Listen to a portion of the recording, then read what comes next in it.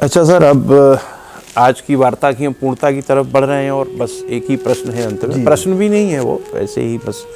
और फिर आगे जब भी आपका समय मिलेगा तो वार्ता को यहाँ से आगे बढ़ाएंगे। दरअसल जितने भी हमने इंटरव्यूज़ किए हैं सभी में यही है कि बात करने को बहुत कुछ है। तो जहाँ तक बात इस भेंट में हो गई, इस भेंट में हो गई, फिर आगे जब समय मिलेगा वहाँ से आगे फिर वार्ता लेके चलेंगे। मतलब ये तो मेरी जो ओवरऑल बातें हैं, किसी स्पेसिफिक चीज़ पे नहीं, ओवरऑल मैं जो बता पा रहा हूँ, सोच रहा हूँ, वही मैंने आपसे डिस्कस। इस वक्त जो मेरे दिमाग में चल रहा है, मेरे मन में जो चल रहा है, यहाँ पर मैं हूँ तो उसमें जो महसूस कर रहा हूँ उसी को मैंने बताने की कोशिश की। जी जी जी, वही हमारा पैटर्न है कि एक सहज और सरल मोटिवेटिंग होना चाहिए। तो थोड़ा सा सर आपके व्यक्तिगत जीवन के विषय में, जैसे आपने बताया हाथरस का आपका जन्म है, मैं तो आपके सरनेम खन्ना से समझता था बेसिकली आप पंजाब से होंगे, पर मेरे को तो बड़ी खुशी हुई हाथरस भी हमारे ब्रज में ही आता है। और किस तरह से आपका शिक्षा दीक्षा और फिर नाटक की तरफ आपका रुझान, फिर एक्टिंग और ये NSD BNA सभी का, और साथ ही साथ बहुत सारे प्लेज आपने किए हैं, विश्व स्तर पर किए हैं। कोई ख़ास एक या दो आपका नाटक जो आपके दिल के बहुत करीब हो, उसकी चर्चा आप करना चाहें एक सभी विषय पर पॉइंट्स पर? नहीं तो बहुत ही कहना चाहिए कि एकदम सामान्य ढंग से मेरी जो कहना चाहिए शुरुआती जीवन रहा, बहुत सामान्य ढंग से, जैसे एक औसत विद्यार्थी का जीवन होता है वैसा ही रहा। और पार्टीशन के बाद जैसे लोग आके कहीं कहीं हिंदुस्तान में बस गए, वैसे ही हमारे जो पार्टीशन के बाद हमारे माता पिता और दादा और लोग आकर के इधर आके बस गए। अच्छा, हाथरस की तरफ किसी को जहाँ जिनके रिलेटिव थे वहाँ लोग चले गए। तो ऐसे हम लोग यहाँ पर आ गए और यहाँ पर हम लोगों का जन्म हुआ। यहाँ से हम लोगों की मतलब, पर मैं बहुत कुछ थोड़े समय ही हाथरस में रहा। उसके बाद फिर पिताजी का क्या है कि पार्टीशन से आए हुए जो लोग होते हैं वो बहुत जल्दी सेटल होना उनका मुश्किल हो जाता है, क्योंकि वो रूट से निकल जाते हैं। तो फिर वो कई काम करते रहे, कई तरह की चीज़ें करते रहे, फोटोग्राफर बने, तो उसके बाद फिर पेंटिंग का काम करते रहे, फिर और तरह के बहुत सारे घड़ियों का काम करते रहे। तो ऐसे घूमते रहे, जहाँ जहाँ किसी रिलेटिव ने बुला लिया कुछ दिन वहाँ चले गए, फिर वहाँ चले गए। इसलिए फिर हम लोग हाथरस के बाद भोपाल चले गए, भोपाल के बाद फिर गाज़ियाबाद की तरफ आ गए, फिर गाज़ियाबाद से फिर दिल्ली की तरफ आ गए। तो ऐसे ही चलता रहा। तो उसी में हम लोगों की परवरिश हुई। पिताजी बहुत छोटी उम्र में ही उनका स्वर्गवास हो गया। फिर माता जी ने बड़ा किया हम लोगों को। तो वो सब के बीच में मेरे अंदर कैसे ये इनलाइटमेंट हुआ, ये बहुत सेल्फ मोटिवेटेड रहा मैं। अंदर से ही मुझको लगा कि मुझे ये करना चाहिए, वो करना चाहिए। मैंने अपने आप से लड़ के फाइट करके, थोड़ा बड़े भाई साहब भी नाटक करते थे, उनसे भी आइडिया मिला। और फिर ऐसे ही आइडिया मिला कि चलो थिएटर करना चाहिए, थिएटर में काम करें। स्कूल डेज में ग्रुप बना के नाटक करने लगे।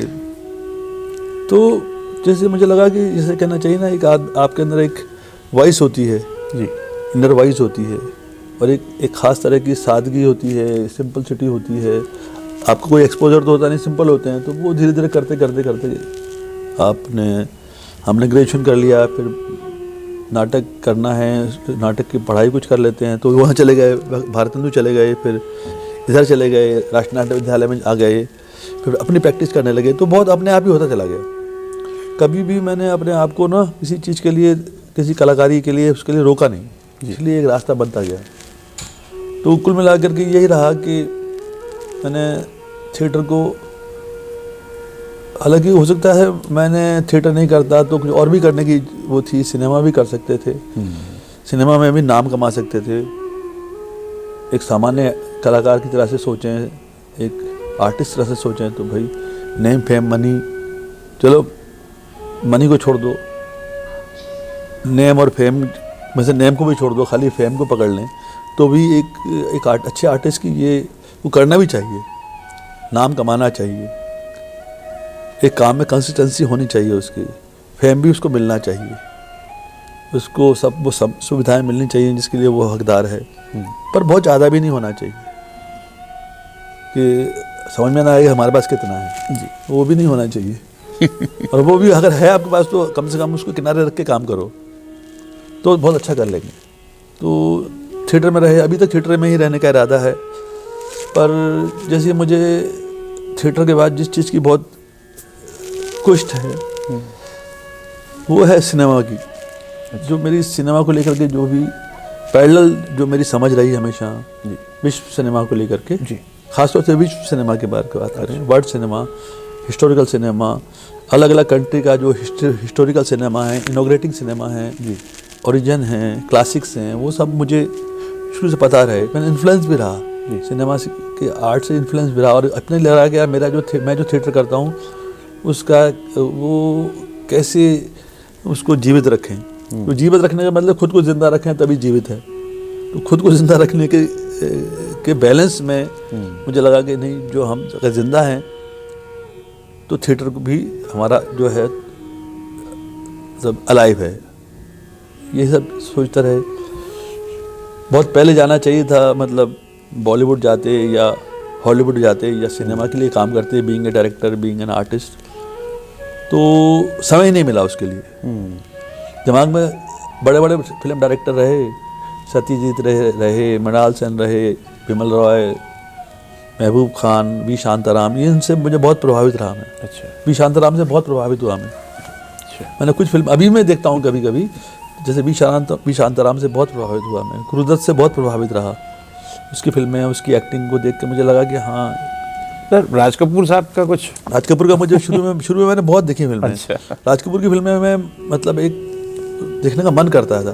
मैंने समझा कि ये जो शुरू में आवारा बनाई तो एक सोशलिज्म जैसी बात उसके अंदर थी। आवारा में हो या श्री 420 हो या जागते रहो, बहुत कमिटेड फिल्में हैं, बहुत ही मतलब उसमें समझ में आता है कि राज कपूर की एक कमिटमेंट क्या है, फिलॉसफी क्या है।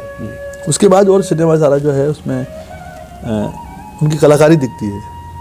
आर्टिस्ट है, मतलब बड़ा डायरेक्टर, शोमैन जैसी अच्छी है।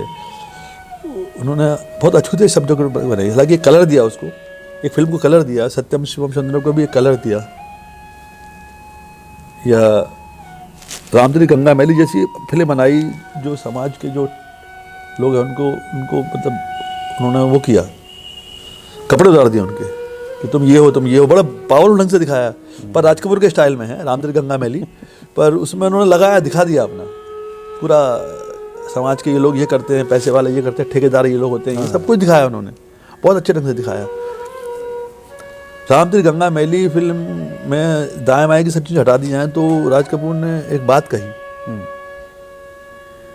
अपनी बात कही रखी उन्होंने, ऐसी बात नहीं है। प्रेम रोग में भी रखी, पर रामधरी गंगा मैली में उनका जो बैलेंस था वो काम आया।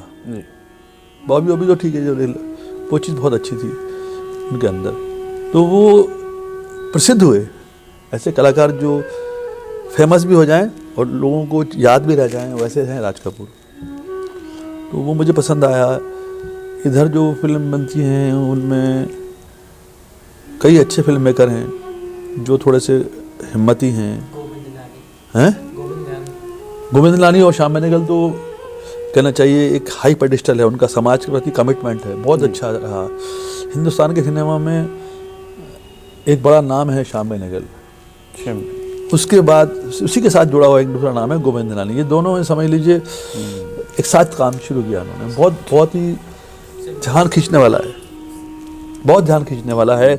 एक से एक पावरफुल फिल्में हैं, एक से एक पावरफुल मैसेज हैं उनकी फिल्मों में। बाकी लोगों ने उसको अपने तरह से किया और डाइल्यूट करके किया, पर श्याम बेनेगल और गोविंद लानी की फिल्में हार्ड हिटिंग है एकदम। जो सच है वो सच है, और जो हमारा कमिटमेंट है वो हमारा कमिटमेंट है। आप भी इसे करो। और समाज के अछूते विषयों को चुना उन्होंने, तो सीखने के लिए बहुत कुछ है। तो ये सिनेमा जो है, विश्व का सिनेमा जो है, पहले का सिनेमा जो है,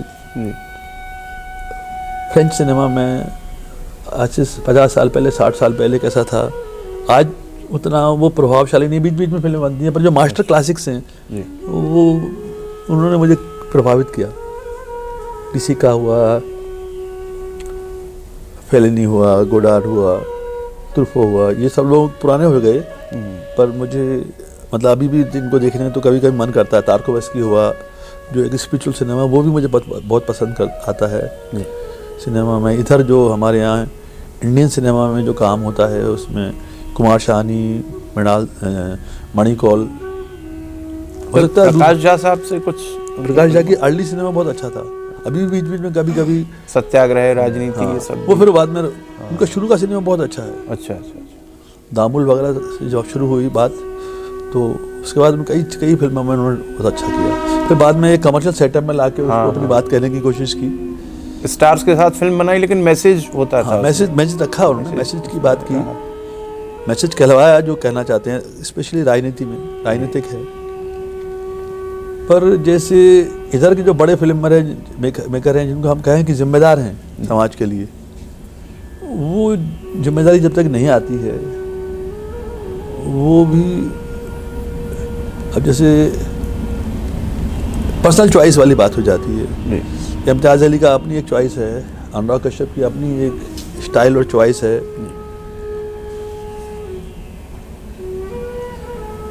ये जो इस तरह के फिल्म मेकर हैं, इनकी अपनी चॉइस, अपना सब्जेक्ट, अपना ट्रीटमेंट है, अपनी स्टाइल है, तो उसको इसी ढंग से अप्रिशिएट करना चाहिए कि इनका अपना एक स्टाइल है, अपनी एक समझ है। सर एक चीज़ आपकी बात से मेरा दिमाग चला गया, मैं फील भी करता हूँ कि पहले जैसे फिल्म बनती थी अपनी कॉमर्शियल फिल्म इंडियन, तो वो एक हीरो हीरोइन होंगे, उन दोनों में प्रेम होगा, एक विलेन होगा, फिर वो विलेन बीच में प्रॉब्लम क्रिएट करेगा, माँ बाप मानेंगे नहीं, फिर लड़ाई झगड़ा होगा, लास्ट में माँ बाप भी मान जाएंगे, विलेन को हीरो मार देगा। एक इस तरह के बेसिक ट्रेंड पर बहुत सारी हमारी फिल्में, कॉमर्शियल फिल्म बनती थी। और फिर जो हमारे NSD के लोग जब पहुँचे इंडस्ट्री में, जैसे त्रिगमांशु धूलिया साहब हैं, पीयूष मिश्रा हैं, और बहुत बड़ी शायद अनुराग कश्यप NSD से हैं या नहीं है, मुझे जानकारी नहीं है। दिल्ली में थिएटर किया है। हाँ, वो मतलब थिएटर से तो हैं ही। तो जैसे गैंग्स ऑफ वासेपुर और ये उस तरह की फिल्में, गुलाल, और ये अलग तरह की फिल्म बनने लगी, और वो ट्रेंड अभी तक चला आ रहा है कि मतलब वो जो पुराना एक पैटर्न था कमर्शियल फिल्म्स का, उसको ब्रेक करके, और जो NSDians थे हमारे, जिनके मैंने नाम लिए और को मैं नहीं जानता, तो एक नया ट्रेंड भी शुरू हुआ कमर्शियल फिल्म्स का। तो आपको होता है ऐसा फील क्या? हाँ, मतलब टाइम टू टाइम फेजेस आते गए, और मतलब ट्रेंड शुरू हुआ नया। जैसे अभी आपने नाम लिया था कि मंच धूलिया है, उन्होंने भी अपना एक ट्रेंड लाए, पर जो पान सिंह तोमर जैसी फिल्म बनाई, तो उसमें समझ में आता है कि एक मतलब कहना चाहिए खिलाड़ी से डकैत बनने की कहानी है, विद्रोही बनने की कहानी है, डकैत बनने की कहानी है। तो वो जब चीज़ होती है तो वो भी समझ में आती है कि हाँ, फिर भी जैसी हासिल जैसी फिल्म बनाई, तो वो अपने ढंग से जो भी उनको समझ में आया उस ढंग से उन्होंने किया है उसको, तो वो ध्यान भी गया लोगों का उस पर, ऐसी बात नहीं। पान सिंह तोमर पर लोगों का ध्यान गया, हासिल पे लोगों का ध्यान गया, और फिर साबी भी गैंगस्टर वगैरह बनाएंगे जब, तो एक तरह का एक सेटअप होता है, उसमें बनाते हैं, आप कहते हैं। पर पान सिंह तोमर जो है वो फिल्म एक मतलब रूरल बैकग्राउंड से निकली हुई फिल्म है, रूरल बैकग्राउंड को टच करते हुए आती है, एक रिबेलियन स्टोरी है, अच्छा है वो बहुत। त्रिगमांशु धूलिया की अच्छी समझ है, समझ तो अनुराग कश्यप की भी बहुत अच्छी है सिनेमा को लेकर के, उनको सब्जेक्ट को लेकर के। जी, गैंग्स ऑफ वासेपुर, हाँ, ब्लैक फ्राइडे बनाई, तो वो इम्पोर्टेंट है। मतलब ये 3-4 फिल्म मेकर जो हैं, ये लोग अपनी तरह से एक शैली बना करके फिल्म को कहने की कोशिश करते हैं, एक तरह की बोल्डनेस भी होती है उसमें, एक तरह का रिवॉल्यूशन जैसा ये लाए इंडस्ट्री में, मेरे को ऐसा फील होता है। हाँ, ये भी एक फेज है, ये भी एक फेज है जिसमें चीज़ें बदली, पर उसको आगे आधार बना के और आगे की सामाजिक स्थिति को कैसे बताएंगे, that is the open field जिसे कहना चाहिए। अब इसके बाद कैसे करेंगे, देश की जो आम जनता है उससे कैसे जोड़ेंगे, जी समाज के जो पहलू हैं उनको कैसे दिखाएंगे। तो सर बहुत से प्रश्न हमने आपसे किए और अगली भेंट जब भी होगी यहाँ से आगे बढ़ेंगे। अब आप अपनी मन से हमारे दर्शकों से जो भी आपका मन हो, ख़ास तौर से वो हमारे जो युवा जो एक्टर, सिंगर, राइटर, डायरेक्टर कुछ भी मतलब आर्ट की फील्ड में आना चाहते हैं, आप कोई भी मैसेज देना चाहें चैनल के माध्यम से तो बताएं। तो आने वाले यंग आर्टिस्ट को और किसी भी फील्ड में हैं वो, उनके लिए मैं यही कहूँगा कि पहले अपने आप को पहचानें कि हाँ हम इस चीज़ में हमारा मन करता है करने के लिए और हम इसमें अपना टाइम देना चाहते हैं। पहले तो ये बात है। दूसरी ये है कि फिर उसकी अपने अंदर एग्जामिन करें अपने अंदर कि हाँ मैं ये काम कर सकता हूँ। माँ बाप ने आशीर्वाद दिए ले बेटा पैसे और जाके तुम एक्टिंग केस कर लो जाके, वो सबके लिए संभव नहीं है। दूसरी बात ये है कि पहले कुछ सीखें। अभिनय करना है तो रंगमंच के किसी स्कूल में जाएं, रंगमंच सीखें। पहले रंगमंच के मंच पर उतरें, कोई छोटी कहानी, कोई छोटा नाटक, कोई 2 लोग 3 लोग मिलकर के कुछ करें। फिर जब उसमें अपने को आप अच्छी तरह से एग्जामिन कर लें, आपका कॉन्शियस आपको गवारा करे, तब आगे बढ़ें। तो सीखें, फिर किसी अच्छे इंस्टीट्यूट में सीखें जी, या किसी अच्छे डायरेक्टर के अंडर में काम करें। और फिर थोड़ा सा ये ध्यान करें कि हमको थोड़ा सा आगे कैसे बढ़ना है, आगे कैसे जाना है, और बहुत जल्दी उसको बाइंड अप ना करें और शॉर्टकट भी ना ढूंढें। उसके लिए अगर कठिन रास्ता चुनना है, थोड़ी हार्डशिप है, स्ट्रगल है, उसके लिए तैयार रहें। कम से कम अपने को दायरा बनाएं। और अगर आर्टिस्ट बनना है थोड़ा सा अपना एक सेल्फ प्राइड रखिए, एक सेल्फ ईगो रखिए। अपना सेल्फ ईगो जो होता है उसको लेके चलिए। और थोड़ा सा जैसे कहना चाहिए, ये जो व्यसन जो होते हैं उनसे थोड़ा बच सकते हैं तो बहुत अच्छी बात है। पार्टी शार्टी जो होती है उससे बच के रहें। सब आपको पार्टी नहीं करेंगे तो लोगों से मिलेंगे कैसे, लोगों के विचार कैसे पता चलेगा। थोड़ा सा रिस्क भी तो लेना चाहिए, वो अच्छी बात है। पर जब हम कलाकार बनने के प्रोसेस में होते हैं तो अपना बहुत हमको अवलोकन करना चाहिए, एनालिसिस करना चाहिए। ऐसा नहीं कि कोई दिन आएगा और हमको कुछ बना देगा, ऐसा कुछ नहीं है। खुद करो, खुद मरो, खुद करो, बार बार मेहनत करो, संघर्ष करो। जैसे सबने किया वैसा आपको भी करना पड़ेगा। फिर कभी एक थोड़े दिन के बाद आपकी कोई पहचान बन जाए अपनी फील्ड में, तो पर लगे रहो, जुड़े रहो उससे, उसको अपने से अलग मत महसूस करो। अगर कलाकार हो अपनी कलाकारी से जुड़े रहो। पर ये देख लो कि आपकी कलाकारी कोई जनरल कलाकारी तो नहीं है, TV serial type. TV serial में कोई शॉप वगैरह में काम कर रहे हैं, वैसी कलाकारी नहीं चलती, उसे कलाकार नहीं कहेंगे। कलाकार मतलब आपके अंदर कोई बात है, आपके अंदर एजुकेशन है, आप इंटेलेक्चुअल हैं, आपके अंदर इमोशनल पावर है। मैं इतना बड़ा हूँ, मैं ऐसा दिख रहा हूँ, वो कुछ नहीं चलेगा। या मैं हीरोइक हूँ, वो नहीं चलेगा। वो वहाँ चलेगा, बस वो एक कलाकार होना नहीं है। तो समझो उसको जी। मैं ये कहना मतलब ये, जिस मीडियम में आप हो उसको समझो, उसकी पढ़ाई करो। अगर आपको सिनेमा में जाना है तो अच्छी एजुकेशन लो, सिनेमा की एजुकेशन लो। एक्टिंग में जाना है तो एक्टिंग की बारीकियों को समझो।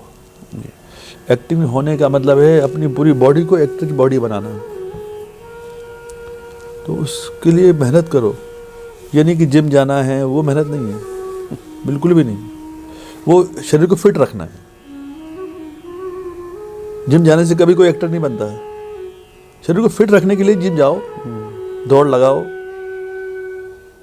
जो कुछ भी अपना खान पान में परहेज रखना है वो करो, पर अपने को मांझो, पॉलिश करो, पढ़ो।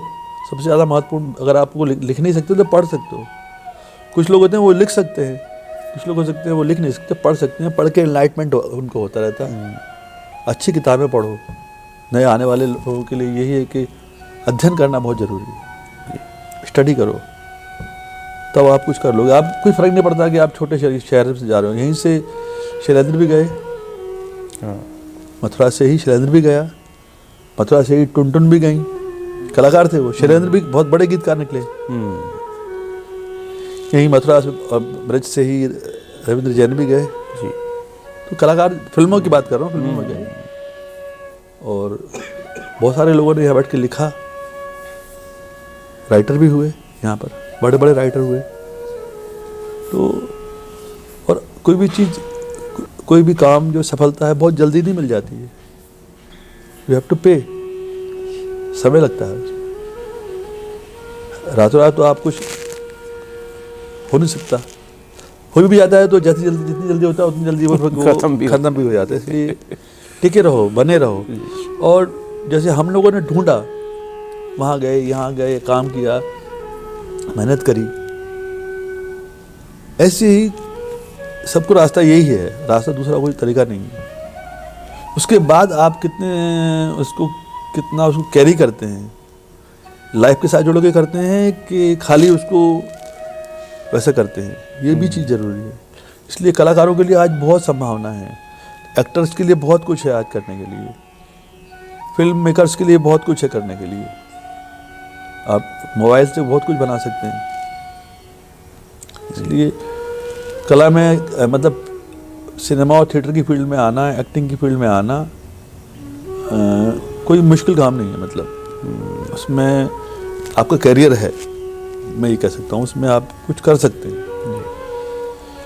वो खाली नहीं, आजकल तो बहुत, फिर वही बात आ जाती है OTT के प्लेटफॉर्म में बहुत खपरा है। तो कहीं ना कहीं आप अपना शुरुआत का फेज में काम कर जाएंगे, सेकंड थर्ड फेज में आप क्या करते हैं, दैट्स अप टू यू, पर फर्स्ट फेज में आप खींच जाएंगे। मैंने बहुत सारे आर्टिस्ट देखे, पंकज त्रिपाठी को भी देखा, आज से 10 साल पहले वो कैसे थे ये दिखा, आज कैसे हैं ये दिखा। संजय मिश्रा आज से 15 साल पहले कैसे थे, 15 साल 20 साल की जो जर्नी है, उसके बाद आज किस तरह के आर्टिस्ट हैं, किस तरह के इंसान हैं, ये भी समझ में आता है। चेंज होता है ना आदमी, बहुत कुछ चेंजेस आते हैं उनके अंदर, बहुत तरह की सादगी आती है, बहुत तरह का आदमी बहुत तरह के कपड़े उतारता है। ये नहीं, ये आवरण हटते जाते हैं ना, तो आदमी अपने आप को देखने लग जाता है। बहुत अच्छे आर्टिस्ट का अर्ली फेज और आज का फेज बहुत अलग है। आज वो ज़्यादा समझदार, ज़्यादा सेंसिबल हो गए। ऐसे बहुत आर्टिस्ट हम जानते हैं जो जिनकी समझ अब बढ़ी है बहुत जी। कुछ अच्छा करने का मिल गया तो और समझ बढ़ गई, और अच्छा कुछ करने का मिल गया तो और अच्छी बात है। कोई अच्छा रोल मिल जाए करने के लिए, आपकी कैरियर में इजाफा हो जाता है। कोई और अच्छा रोल मिल जाए तो बात बन जाती है, एक आध अवार्ड मिल जाए तो और बात बन जाती है। तो वो चीज़ भी तो है कि जो लोग ऐसा कर पाते हैं वो अच्छे होते हैं, और जो लोग हमारे जैसे होते हैं वो कोई मतलब पिरामिड तो खड़ा नहीं कर पाते, कोई ऐसा माया तो खड़ा नहीं कर पाते, वो अपने जीवन को मतलब पटरी पे चलाते रहते हैं। पटरी तो गाड़ी उतरती नहीं है उनकी, चलती रहती है, और वो कहीं ना कहीं गंदाबे तक पहुंच जाते हैं और अपने साथ में सबको पहुंचा देते हैं जी। अकेले नहीं चलते, अकेला चलो तो अच्छी बात है, पर गाड़ी जब चलाओगे तो अब सबको उसमें भरना पड़ेगा, सबको इंजन सबको खींच के ले जाना पड़ेगा।